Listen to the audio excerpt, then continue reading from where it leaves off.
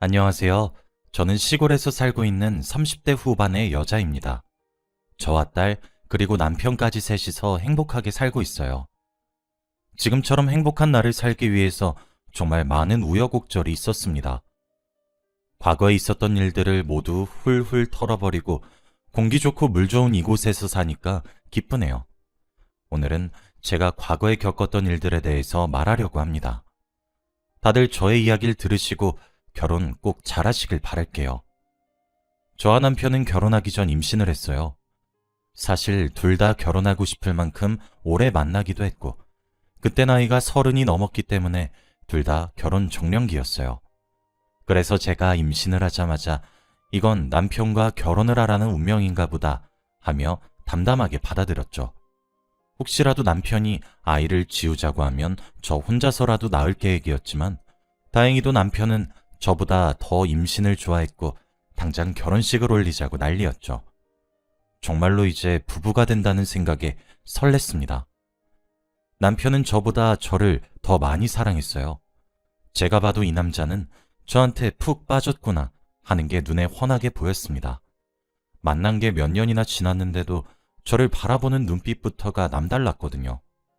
이렇게 저밖에 모르는 사람이라면 평생 함께해도 좋을 것 같았습니다.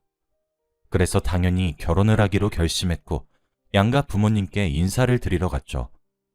혼전 임신이 칭찬할 거리는 아니니까 혼날 각오를 하고 갔어요. 사실 연애 때부터 알고 있었던 게 남편의 어머님이 아들 사랑이 정말 강하시거든요. 연애하는 내내 남편이 어머니에게 잡혀 산다는 느낌을 많이 받았습니다. 남편도 어머니가 자신을 애 취급하는 게 너무 싫대요. 친구들이 마마보이라고 놀리기도 하고 혼자서 다 잘할 수 있는데 하나부터 열까지 다 궁금해하니까 사생활이 없는 기분이라고 합니다. 그래서 결혼을 하자마자 바로 분갈할 거라고 해요. 저는 그 말을 듣고 결혼 허락을 받기 많이 힘들 수도 있겠다는 생각을 했습니다. 마음을 굳게 다짐하고 인사를 드리러 갔는데 역시나 남편의 어머니는 저를 좋아하지 않는 것 같았어요. 자신의 아들을 뺏어간 사람이라고 생각하는 것 같았습니다. 홈전 임신을 했다고 솔직히 말씀드리니 혼자서 조용히 속닥거리시더라고요. 그런데 다 들리는 말이었습니다. 여자가 몸을 저렇게 굴리면 쓰나. 저 애가 우리 아들 애라는 포장도 없고. 이런 막말을 하시더라고요. 저는 그 말을 듣는 순간 제 두 귀를 의심했습니다. 어떻게 사람 면전에다가 대고 그런 말을 하나요? 너무 놀라서 네? 라고 말하니 시어머니는 갑자기 저에게 우리 아들이 그렇게 탐났니? 라며 웃으면서 말을 하셨죠. 남편은 그 말을 듣고 에이 엄마 그게 무슨 소리야. 내가 민정이 좋다고 따라다녔어. 라고 해줬죠. 아마 남편이 아니었다면 제가 어머니한테 한 소리 했을 것 같았어요. 어머니가 한 말에 상처를 받았지만 내색하지 않았습니다. 그래도 어머니와 친해지다 보면 저를 좋게 봐주실 줄 알았거든요. 제가 시어머니가 하는 말에 맞장구도 잘 치고 리액션도 잘하면서 나름 좋은 인상을 심어주고 싶었습니다. 시아버지는 저를 너무 좋아하셨고 같이 대화도 잘 통해서 분위기가 화기애애했는데 시어머니는 오히려 그런 저를 너무 싫어하셨습니다. 너 원래 이렇게 말이 많니? 이런 말을 아무렇지 않게 제 앞에서 하셨죠. 제가 그런 말을 들을 때마다 대답을 못하고 당황해하고 있으면 남편과 시아버지가 나서서 상황을 중재해요. 그런 일이 한두 번이 아닙니다. 그렇게 겨우겨우 식사 자리가 끝났네요. 집 가는 내내 시어머니가 저에게 했던 말들이 머릿속에서 주마등처럼 지나가더라고요. 결혼하고 나면 이런 말들을 일상으로 들어야 한다고 생각하니까 숨이 막혔습니다. 남편도 제 걱정을 알아채고 제 손을 잡아주면서 무조건 분갈할 테니 걱정하지 말라고 했죠. 분갈을 해서 무조건 시댁과 거리를 둘 거고 자신은 어머니보다 저라고 해주었습니다. 그래도 남편이 그런 말을 해주니까 기분이 나아지긴 하더라고요. 시어머니가 저에게 막말을 하실 때마다 남편이 중간 중재를 잘해주어 다행이었습니다. 그리고 저희는 양가 부모님들이 만나는 상견례 자리를 가졌어요. 한 식당에서 만나 같이 식사를 하는데 결혼 이야기가 오갔죠. 어른들 이야기여서 남편과 저는 조용히 식사만 하고 있었습니다. 그러다가 예물에 관련된 이야기가 나왔어요. 그런데 시어머니가 이상한 말을 했습니다. 예물을 뭘 할지 이것저것 말을 하다가 갑자기 시어머니가 혼잣말로 그냥 현금 주면 안 되나? 라고 말을 하더라고요. 솔직히 혼잣말이지만 거기에 앉아있던 모든 사람들이 다 들었어요. 저희 부모님은 그 말을 듣고 눈이 휘둥그레져서 벙쪄 있었죠. 그때 시아버지가 분위기가 이상하다는 것을 눈치채고 헛기침을 하면서 아, 원래 이런 사람이 아닌데 라고 했습니다. 식사를 1시간이 조금 넘는 시간 동안 했는데 시어머니 때문에 분위기가 다운된 적이 한두 번이 아니에요. 그럴 때마다 누군가 한 명이 나서서 상황을 정리해야 했죠. 저희 어머니가 나중에 말하시기를 시어머니가 하는 말들을 듣고 정말 놀랐다고 해요. 그래서 이런 집에 딸을 시집 보내고 싶지 않은데 그래도 김서방이 좋은 사람이니 믿고 보낸다고 하셨죠. 이미 저희 부모님도 시어머니가 어떤 분인지 대충 눈치를 챈 느낌이었습니다. 그리고 저희는 결혼식을 올렸어요. 아주 많은 사람들의 축복 속에서 결혼식을 올렸고 저희는 정식적인 부부가 되었습니다. 시댁과 떨어진 집에서 단둘이서 살게 되니 너무 행복하더라고요. 신혼생활이 너무 재밌었어요. 그런데 저희가 분가를 했는데 가만히 있을 시어머니가 아니죠.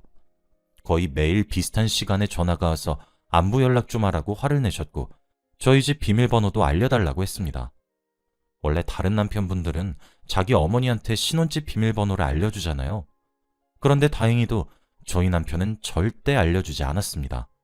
저희 둘만 알 수 있게 했죠. 제가 나서지 않아도 남편이 알아서 정리를 해주니까 좋았습니다. 그리고 추석이 되었어요. 저와 남편은 시댁에 잠시 들렀다가 시골로 내려가려고 했습니다. 저희 부모님이 농사를 아주 크게 하는데 나름 잘 돼요. 그리고 시골이라 제가 태교를 시골에서 하고 싶기도 해서 조금 일찍 가려고 했죠. 추석이 지나도 저 혼자서라도 시골에 더 있다가 오고 싶었습니다. 남편도 시골을 너무 좋아하는 사람이라서 저희 친정집에 가는 걸 너무 좋아하고요. 그런데 시어머니가 결혼 후 처음 맞는 추석인데 친정에 자기 아들은 데리고 가지 말라고 했습니다. 너무 당황스러워서 왜 그러냐고 물으니 시어머니의 대답이 정말 충격적이었어요. 바로 시골에 가서 남편이 몸고생하고 몸빼바지 입는 게 싫다고 했습니다.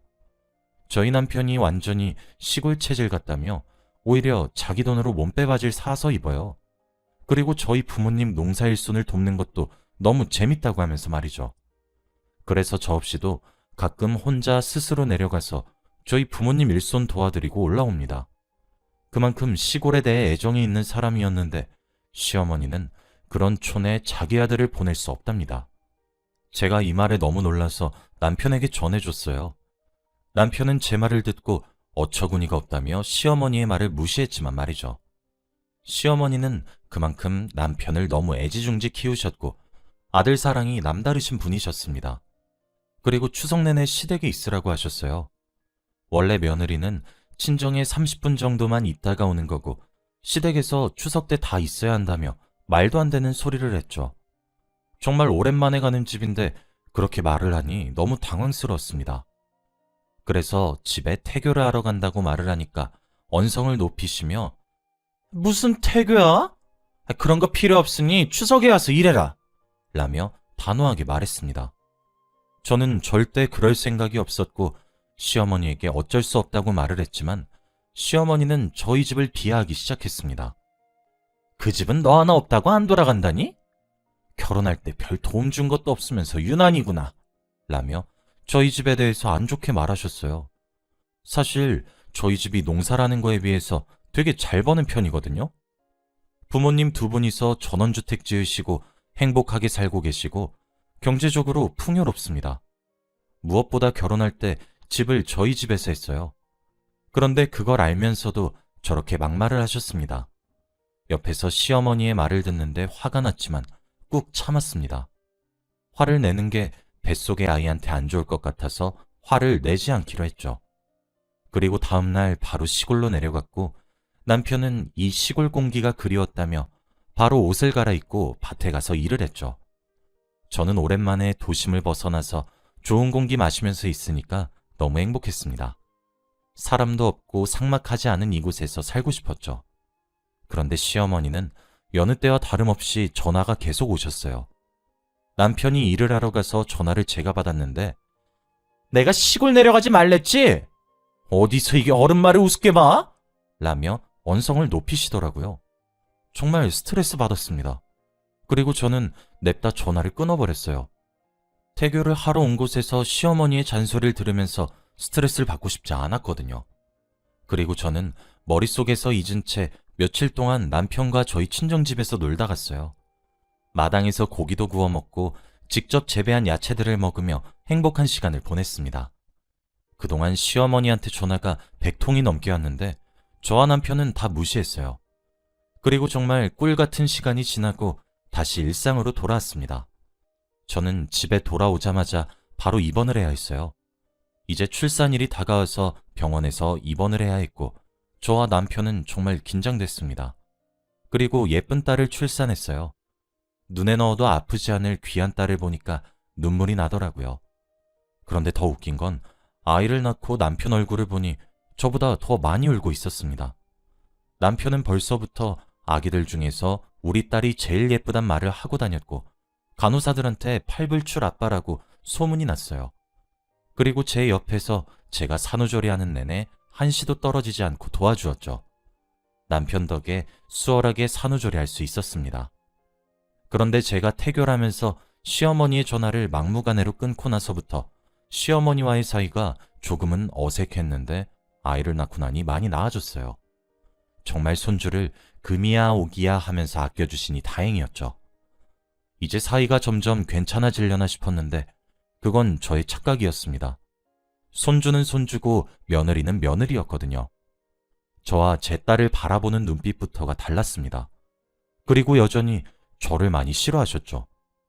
저는 이제는 더 이상 시어머니와 친해지려는 노력을 하지 않았습니다. 그저 이건 고칠 수 없는 문제라고 생각했죠. 순응하려고 했습니다. 그리고 얼마 지나지 않아 저희 부모님께서 서울에 놀러 오신다고 했어요. 손주도 보고 서울 구경도 할 겸이라고 하면서 말이죠. 저희 부부는 너무 좋다며 저희 집에서 며칠 묵으라고 했습니다. 저희 부모님도 동의하셨고 여행도 같이 다니려고 했죠.